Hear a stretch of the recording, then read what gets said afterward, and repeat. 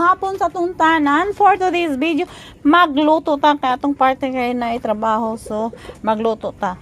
So, guys, tingnan mo ganiha korting kusuga sa ulan diri sa mua. Tingnan mo ako basang-basa. Ayan, so pupunta tayo sa abuhan na mo kay magluto tag adubong manok. Ayan, tingnan mo. Tingnan mo luwag ko, guys. May kadugtong na kawayan, di ba?